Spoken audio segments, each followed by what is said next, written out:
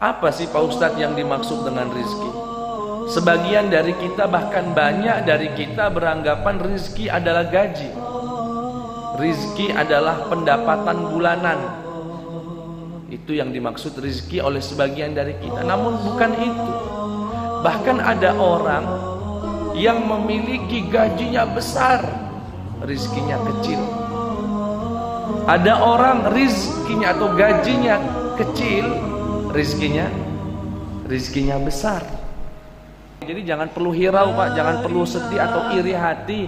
Bahkan sebagian dari kita, enak banget ya, orang itu rumahnya besar, mobilnya mewah, Masya Allah. Jangan sampai iri. Kenapa? Kita nggak tahu apa yang beliau makan di rumah.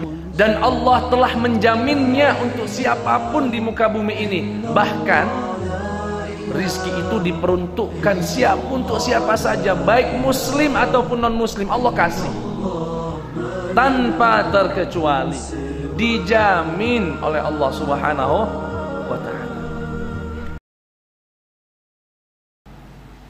Bismillahirrahmanirrahim. Assalamualaikum warahmatullahi wabarakatuh. Alhamdulillah, asyhadu an la ilaha illallah wahdahu la syarika lah, wa asyhadu anna sayyidana wa nabiyyana Muhammadan abduhu wa rasuluh.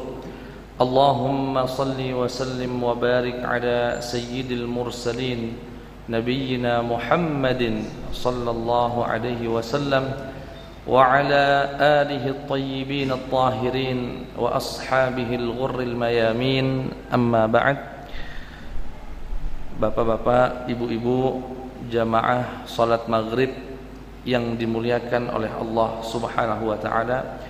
Alhamdulillah, kembali Allah perjumpakan kita dalam keadaan sehat, dalam keadaan beriman kepada Allah dan Rasulnya, dengan harapan penuh bahwasanya kajian kita malam ini bisa menambah kualitas iman kita kepada Allah Subhanahu wa ta'ala. Amin ya rabbal alamin. Salawat beriring salam tercurahkan kepada junjungan Nabi Agung Baginda Muhammadin sallallahu alaihi wasallam, Nabi yang sangat kita nantikan syafaatnya, dan semoga yang hadir di sini semuanya tanpa terkecuali mendapatkan syafaat dari Rasulullah sallallahu alaihi wasallam. Bapak Ibu jamaah salat maghrib yang dimuliakan Allah, sebelum kita masuk, saya secara pribadi ya, dan kita sekaligus ingin mengucapkan rasa prihatin yang luar biasa terhadap peristiwa kemanusiaan, wabil khusus umat Islam yang hari ini ya, saya dapat informasi juga kalau ya terjadi penembakan brutal di salah satu masjid di Selandia Baru, New Zealand. Semoga Allah Subhanahu wa ta'ala menerima arwah-arwah yang telah meninggal dunia ya, dan dimasukkan ke dalam surganya Allah. Dan kami berharap ya, pemerintah atau siapapun yang memiliki instrumen untuk memberikan jawaban dan sikap yang tegas demi bisa mengobati rasa sakit yang dialami umat Islam hari ini. Bapak Ibu yang dimuliakan Allah Subhanahu wa ta'ala, pada kesempatan kali ini kita akan membahas rizki dalam perspektif Islam. Saya yakin setiap orang yang bangun pagi, kebanyakan ya, yang pertama kali difikirkan adalah bagaimana melangkah untuk mendapatkan rizki dari Allah. Ada yang ke kebun, ada yang ke sawah, ada yang ke kantor, ada yang ke kampus. Rata-rata bergerak untuk mencari rizki atau karunia Allah Subhanahu wa ta'ala.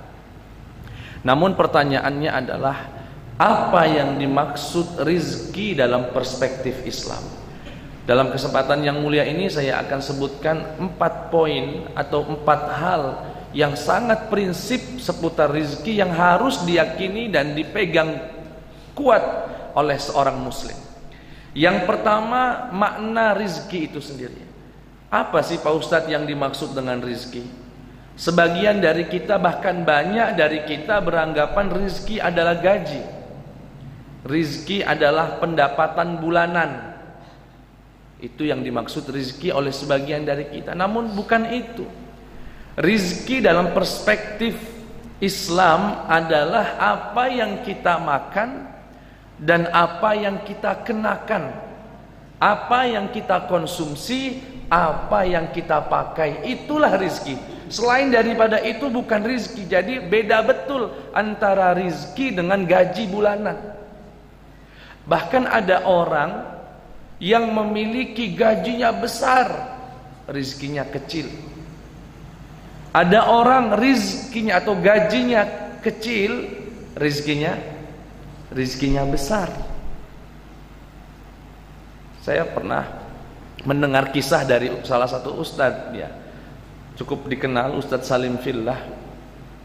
Beliau bercerita tentang di mana kondisi ada orang punya gajinya besar, pendapatannya besar, puluhan juta bahkan ratusan juta, namun rizkinya kecil. Di satu sisi yang sama ada orang yang pendapatannya kecil tapi rizkinya besar. Karena rizki tadi dalam perspektif kita Islam adalah apa yang kita makan dan apa yang kita pakai. Jadi suatu ketika beliau ini ingin mengisi suatu acara, sehingga beliau membeli tiket pesawat kelas ekonomi.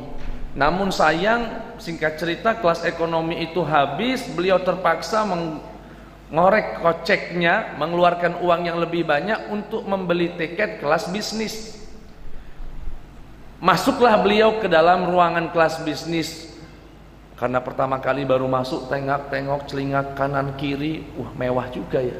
Interiornya lebih bagus daripada kelas ekonomi. Duduklah beliau di kursi itu sambil megang-megang, waduh, luar biasa. Tidak lama pramugari datang. Datang dengan apa? Membawa makanan.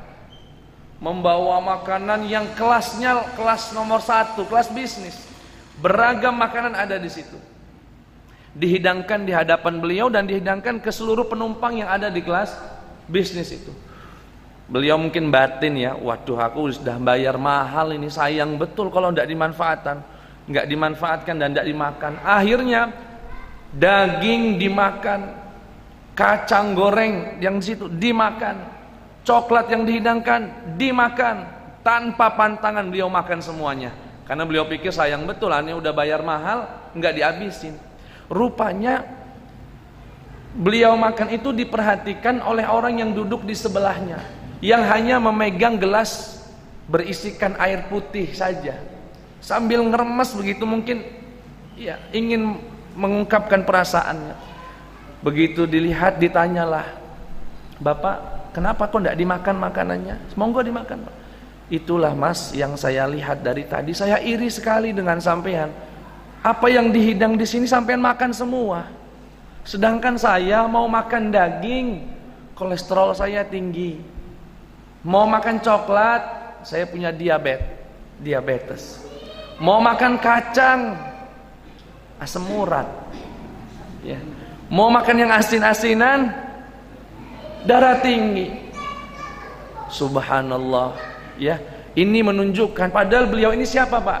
Kata Ustadz Salim itu, beliau ini salah satu direktur BUMN. Ya, ini gajinya bisa tembus ratusan juta per bulan. Ini adalah contoh di mana ada orang punya gaji besar, rizkinya kecil, air putih, cuma air. Sedangkan Ustadz Salim ini ya gajinya sedang-sedang lah, pas-pasan, tapi rizkinya besar.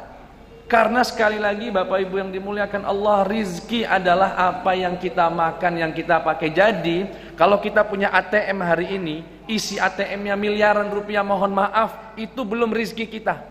Sampai kita makan, sampai kita kenakan untuk kita pakai. Jika sudah kita pakai dan kita makan, itulah rizki yang dimaksud dalam Islam. Definisi ini bukan dikarang-karang, ada dasarnya.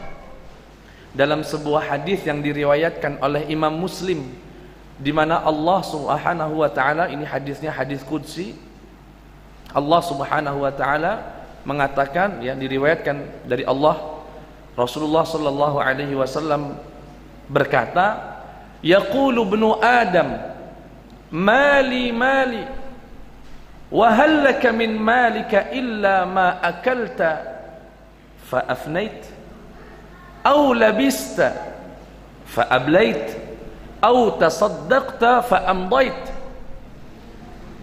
Jadi kata Rasulullah sallallahu alaihi wasallam, nanti Bani Adam itu berkata, hartaku, hartaku. Dikatakan kepada Bani Adam, wa hal laka ya bna Adam min malika, hei Bani Adam, harta kamu itu tidak lain dan tidak bukan kecuali cuma yang kamu makan kemudian menjadi kotoran, yang kamu pakai kemudian rusak, sisanya kamu sedekahkan, dan itu kekal abadi di sisi Allah Subhanahu wa taala. Berdasarkan hadis ini, para ulama menarik kesimpulan, definisi rizki adalah apa yang kita makan dan apa yang kita pakai. Selama gaji yang jutaan itu kita pegang, itu belum rizki kita sampai kita makan dan kita pakai. Jadi jangan perlu hirau Pak, jangan perlu sedih atau iri hati. Bahkan sebagian dari kita, enak banget ya, orang itu rumahnya besar, mobilnya mewah, Masya Allah. Jangan sampai iri. Kenapa kita nggak tahu apa yang beliau makan di rumah? Bisa jadi beliau tuh nggak makan apa-apa. Dilarang semua sama dokter. Dilarang ini, dilarang ini. Bahkan saya ngebayang bapak-bapak yang ke sawah, ya macul, siang hari panas-panas. Tahu-tahu jam 11:30 datang istrinya bawa bakul.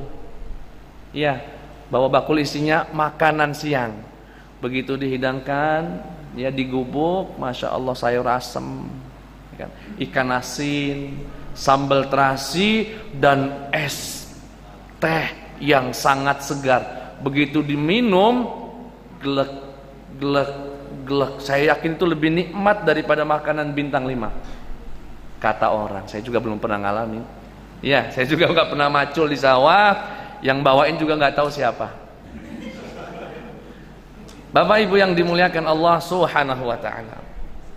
Yang kedua, itu yang pertama. Jadi yang harus ditanamkan dalam benak kita, rizki itu Pak, bukan gaji, bukan pendapatan. Rizki yang kita makan dan kita minum, syukurilah apa yang kita dapat. Selama masih bisa makan, masih bisa minum, alhamdulillah.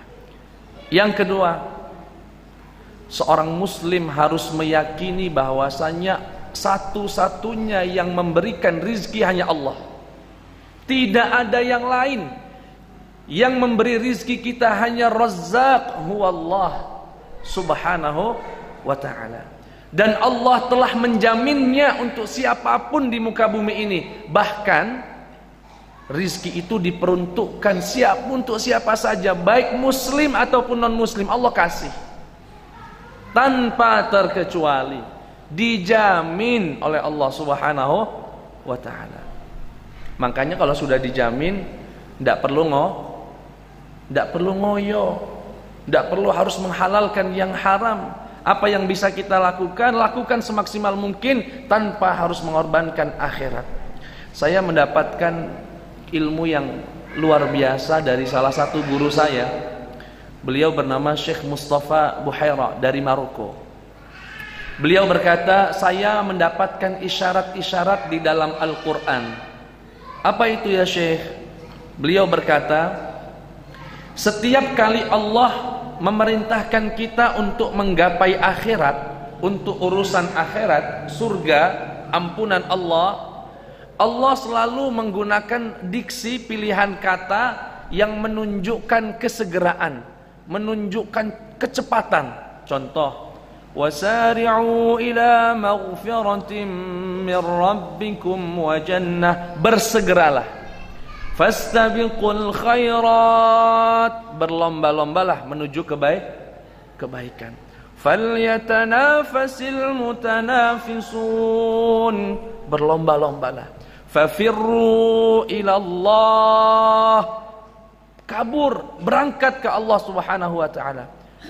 Ya ayyuhalladzina amanu idza nudiya lis-salati min yaumil jumu'ati fas'au ila dzikrillah, fas'au, berangkat segera. Setiap kali Allah berbicara tentang akhirat, ayat yang dipakai kata-katanya menunjukkan kesegeraan. Segera pergi, berangkat, berlomba-lomba, lari, kabur dan seterusnya. Tapi begitu berbicara tentang urusan dunia, Allah memilih kata yang santai. Huwallazi ja'ala lakumul arda dzalula famshu fi manakibiha. Allah yang telah menundukkan bumi serta isinya ya untuk kita manfaatkan. Apa kata Allah? Famshu, jalanlah. Jalanlah di atasnya. Ya, famshu fi manakibiha wa kulu mir rizqih. Bayangkan Pak, begitu bicara tentang akhirat, Allah menggunakan diksi kata yang cepat. Begitu bicara dunia, Allah berkata jalanlah, jalan kaki saja. Artinya santai saja, udah dijamin.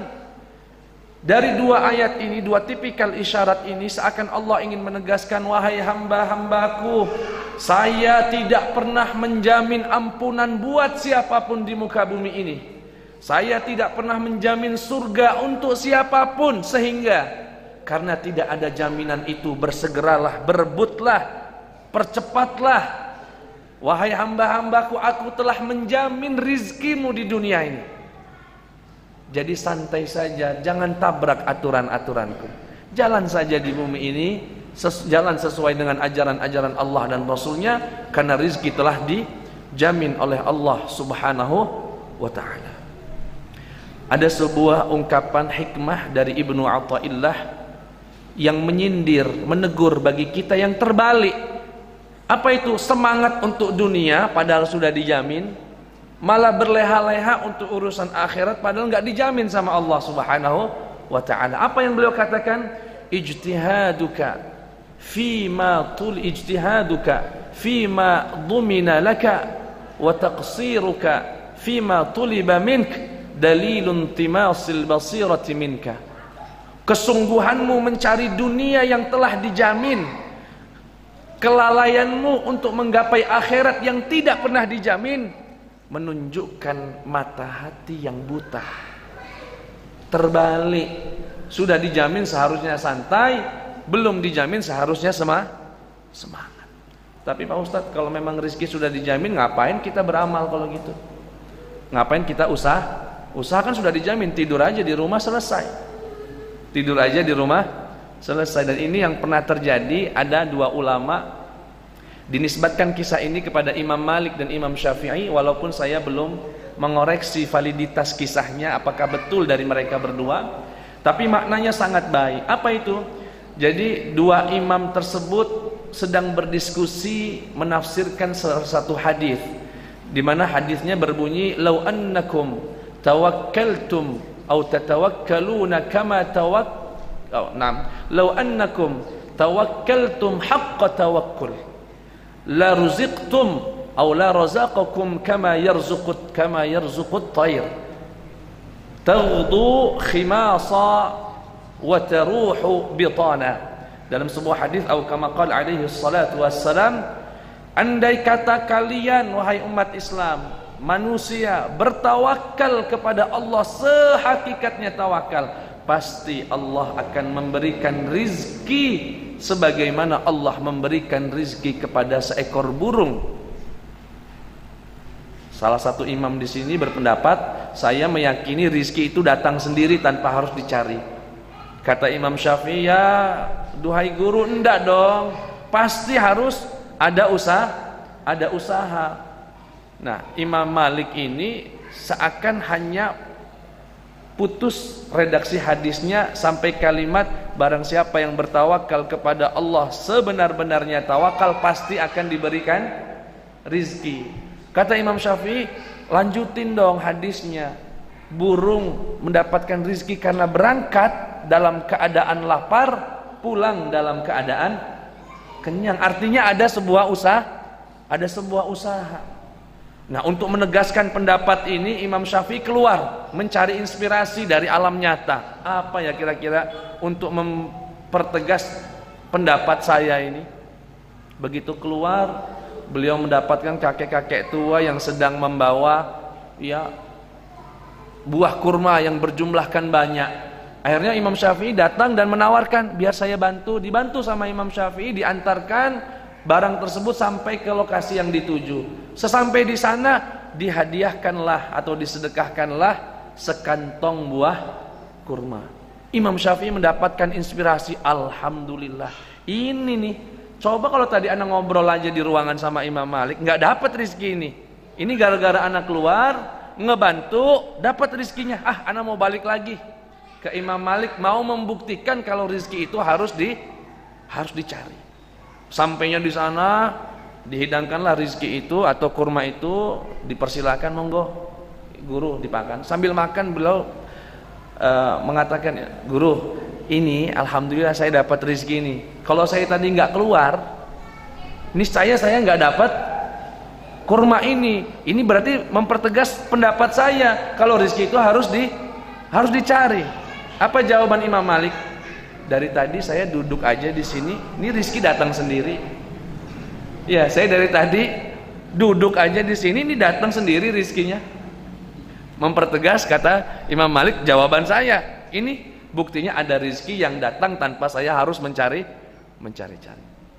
Nah, agar kisah ini menjadi lengkap, ada kisah menarik dari seorang wali Allah Subhanahu wa taala bernama Ibrahim bin Adham. Beliau ini seorang saudagar, kaya, sukses. Saat itu sedang melakukan perjalanan dagang. Begitu melakukan perjalanan dagang, di tengah jalan beliau melihat seekor burung yang patah sayapnya. Diperhatikan, ini burung kalau patah sayap gini dapat rezeki enggak ya? Ini burung udah sayapnya patah, ini kira-kira dapat makanan enggak nih? Diperhatikan sama beliau. Soalnya burung kan bisa mencari rezeki kalau bisa terbang, sedangkan ini nggak bisa terbang. Diperhatikan sama beliau. Subhanallah, datang seekor burung bawa makanan dan menyuapi burung yang sedang sakit tidak bisa terbang itu. Dari situ tersentak hati dari Ibrahim bin Adham dan mengatakan, subhanallah, benarlah rizki itu telah dijamin. Kalau begitu saya nggak usah dagang lagi lah, ini buktinya datang sendiri. Akhirnya beliau pun memutuskan untuk tidak kembali dagang. Hari demi hari berlalu, salah satu temannya mendengar kabar kalau Ibrahim bin Adham ini nggak lagi dagang gara-gara seekor burung tadi. Didatangilah, wahai Ibrahim, kenapa kau tinggalkan daganganmu yang sudah sukses? Kenapa kau tidak mencari rizki?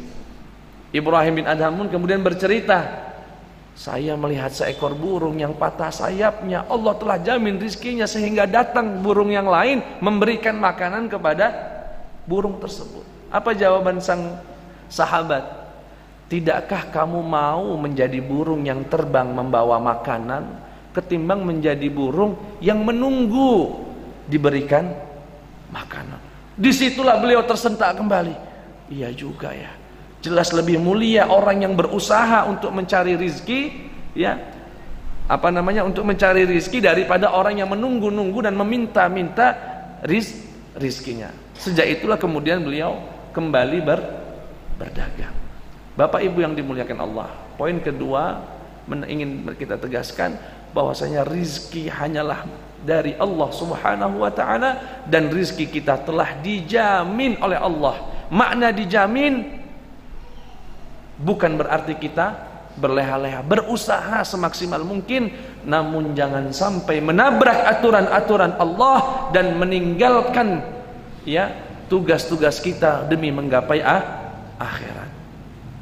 Dan jangan sampai kita berpahaman kemudian kalau sudah dijamin nyantai aja lah Pak Ustadz, nggak usah usaha. Ya, tidak, beda Pak, beda. Jangan sampai kita berpersepsi, dan ini kesalahan, ya. Jangan berpersepsi rizki itu didatangkan karena kita usaha.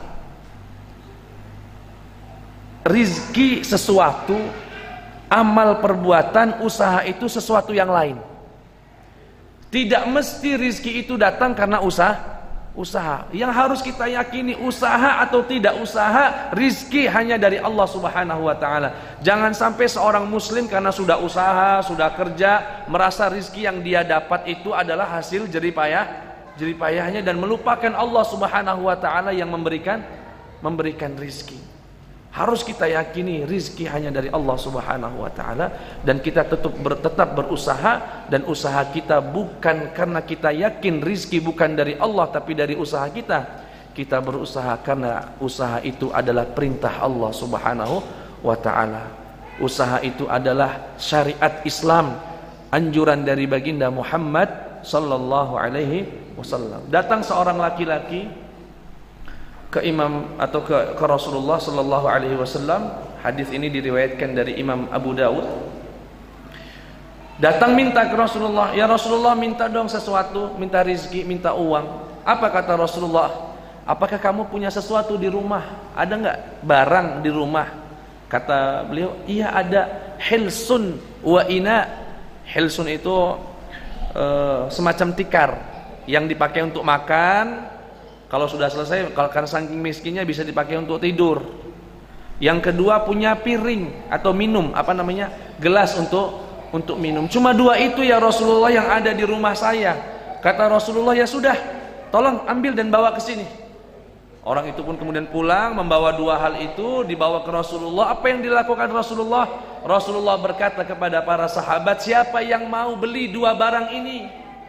"Saya ya Rasulullah, bidirham. 1 dirham saya mau jual." Kata Rasulullah, "Siapa yang mau nambah?" "Saya ya Rasulullah, bidirhamain, 2 dirham." Ini yang kita kenal dalam hari ini dengan yang disebut dengan lelang ya Pak ya, pelelangan. Dan ini dalilnya, dalil pensyariatan lelang itu boleh. Ini dasarnya. Setelah itu karena tidak ada yang menawar lebih mahal, sehingga Rasulullah sallallahu alaihi wasallam menerima tawaran 2 dirham itu. Apa yang dilakukan Rasulullah? "Ini 1 dirham, kamu belikan makanan untuk keluargamu. Yang satunya lagi belikan sebuah kampak dan datang lagi ke sini." Orang itu pun segera beli makanan, kemudian diberikan kepada keluarganya, dan datang lagi ke Rasulullah membawa kampak. Kata Rasulullah, "Idhhab wahtatib." Pergi dan carilah kayu bakar, dan jangan mendatangi dan berjumpa denganku sampai 15 hari. Jangan sampai ketemu saya kecuali 15 hari. Orang itu kemudian berusaha mencari kayu bakar, dijual, mencari kayu bakar, dijual. Datanglah waktu 15 hari telah habis.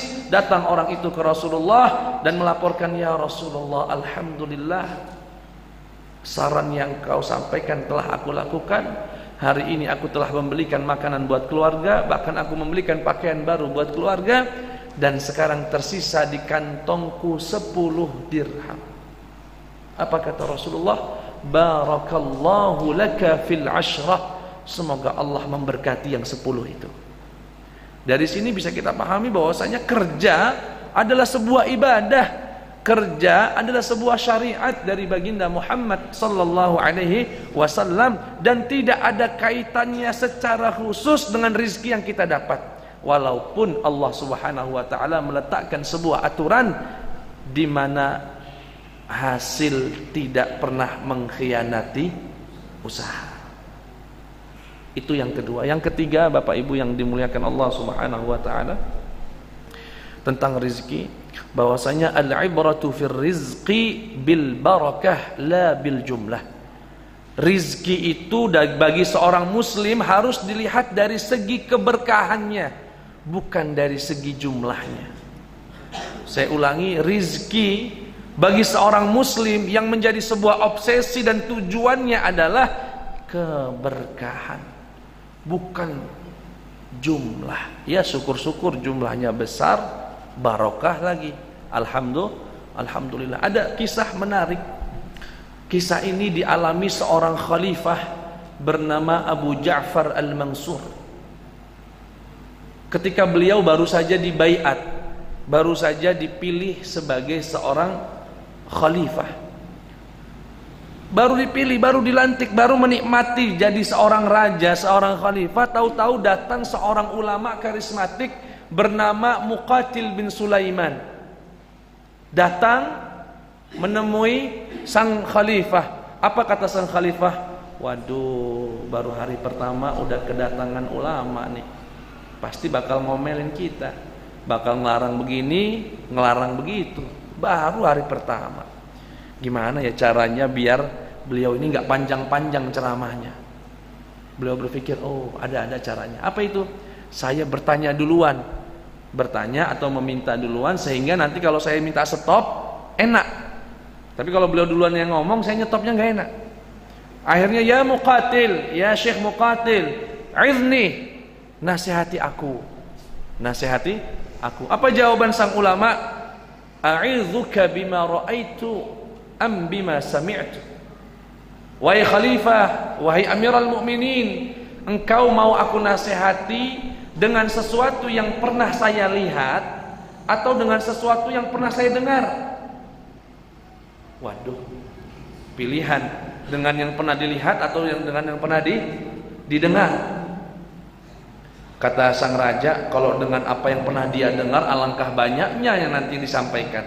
Ya sudah, ya Syekh Muqatil, izni bima ra'ait, nasihati aku dengan apa yang pernah kamu lihat sajalah, bukan dengan yang kamu pernah dengar, karena itu kebanyakan. Apa jawaban beliau? Ra'aitu Umar bin Abdul Aziz, saya pernah melihat Umar bin Abdul Aziz, salah satu khalifah yang sangat mulia, bahkan dikatakan khalifah keempat setelah yang Khulafaur Rasyidin. Apa yang kamu lihat? Saya melihat beliau meninggal dunia, khalifah meninggal dunia, meninggalkan 11 anak dan meninggalkan 19 dirham atau dinar. 19 dinar. 9 dinar telah dipakai, ya 18 dinar, mohon maaf. Kemudian katanya 9 dinar telah dipakai untuk pengurusan jenazah. Itu artinya yang diwariskan berapa, Pak? Ninggalkan 18 dinar, kepake 9, sisa. Seorang presiden, seorang khalifah hanya meninggalkan 11 anaknya 9 dinar, bayangkan saja. Dan kata Syekh Muqatil, wa ra'aitu, dan saya pernah hidup di zaman Hisham bin Abdul Malik. Saya pernah tinggal juga atau pernah hidup di zaman khalifah bernama Hisham bin Abdul Malik. Dan tatkala Hisham ini meninggal, dia meninggalkan 4 orang istri. Satu istri ditinggalkan 80.000 dinar di luar permata dan istana. Subhanallah, 2 khalifah yang berbanding terbalik. Satunya sangat-sangat sedikit, yang satunya berlimpah. Namun apa? Kata Syekh Muqatil, wa ra'aitu fi yaumin wahidin, dan aku telah menyaksikan dengan 2 mata kepalaku sendiri di hari yang sama, keturunan Umar bin Abdul Aziz bersedekah 100 ekor kuda untuk berjihad di jalan Allah, dan keturunan Hisham meminta-minta di pasar. Inilah yang dimaksud rizki bagi seorang muslim adalah keberkahan, bukan jumlah. 1 juta barokah lebih baik bagi seorang muslim daripada jutaan bahkan miliaran, tapi hal itu membawa malah petaka. Saya punya kenalan kaya raya, ya, di Bandar Lampung, kaya raya. Ibunya meninggal, bapaknya belum meninggal sudah sakit-sakitan. Anaknya rebutan warisan. Di depan bapaknya datang minta, "Pak, bagikan warisan. Sekarang kami sudah butuh. Saya sendiri minta ruko, yang satu minta sawah, yang satu minta rumah." Kaya raya.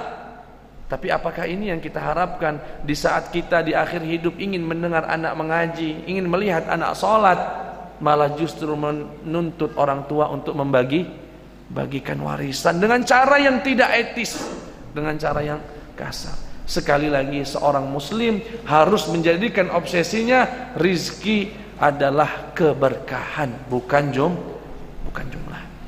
Yang keempat, dan itu yang terakhir, banyaknya pendapatan, banyaknya rizki bukan tanda cinta Allah kepada seseorang.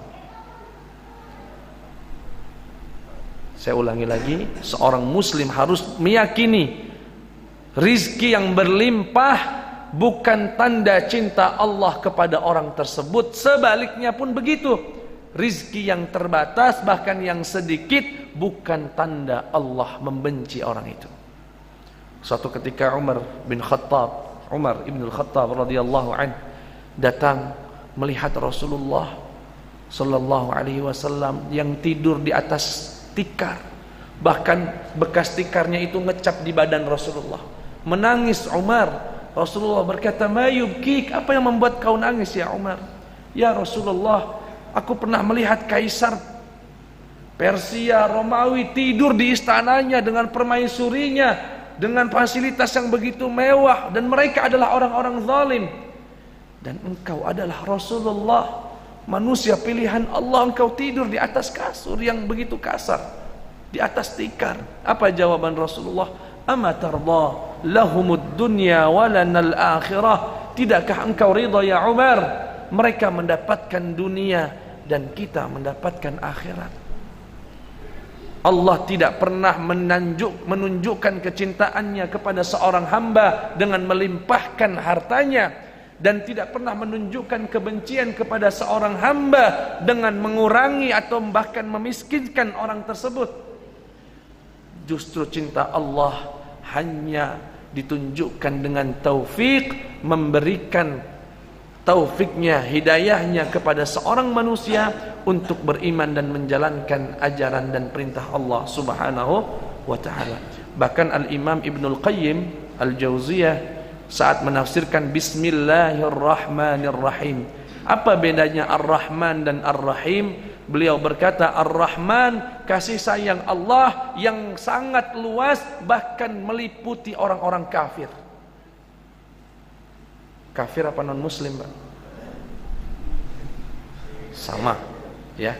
Orang-orang yang ingkar kepada Allah Subhanahu wa ta'ala. Ya. Kata Ibnu Qayyim, Ar-Rahman, Allah Maha Kasih, kasihnya meliputi yang muslim ataupun yang tidak muslim, yang Allah cintai ataupun yang Allah tidak cintai, Allah akan berikan rizkinya. Maka jangan heran kalau ada orang, ya, orang kafir yang mendapatkan rizkinya padahal nggak pernah sholat.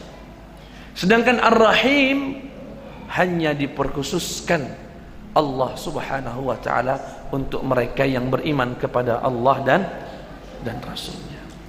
Bapak Ibu yang dimuliakan oleh Allah Subhanahu wa ta'ala, 4 hal itulah yang harus kita pegang betul sebagai seorang muslim agar kita tidak terjerumus kepada sesuatu yang membuat atau mengundang laknat Allah Subhanahu wa ta'ala. Yang pertama, rizki bukanlah gaji. Rizki adalah yang kita makan dan yang kita pakai. Maka selama kita masih berpakaian, selama kita masih bisa mengkonsumsi makanan, bersyukurlah kepada Allah Subhanahu wa ta'ala, karena itulah rizki kita. Yang kedua, yakinlah bahwasanya Allah satu-satunya pemberi rizki, dan Ia telah menjaminnya untuk kita, sehingga kita tidak perlu mengoyo, tidak perlu bersusah payah sampai meninggalkan urusan akhirat kita untuk sesuatu yang telah dijamin oleh Allah Subhanahu wa ta'ala. Yang ketiga, rizki bagi seorang muslim dilihat dari unsur keberkahannya, bukan dilihat dari jumlahnya. Walaupun andai kata jumlah dan berkah bergabung, fani'mah, itulah kenikmatan yang sesungguhnya. Namun jika pun tidak, maka keberkahan menjadi patokan dan obsesi seorang muslim. Yang keempat, cinta Allah tidak ditunjukkan dengan berlimpahnya rizki. Begitupun kebencian Allah atau kemurkaan Allah kepada seorang hamba tidak ditunjukkan dengan dikurangkannya rizki kita. Semua telah dijamin. Allah hanya ingin kita menjadi hambanya yang mengais dan meminta rizki kepada Allah Subhanahu wa ta'ala. Itu saja, kurang lebihnya saya mohon maaf. Billahi taufiq wal hidayah. Wassalamualaikum warahmatullahi wabarakatuh.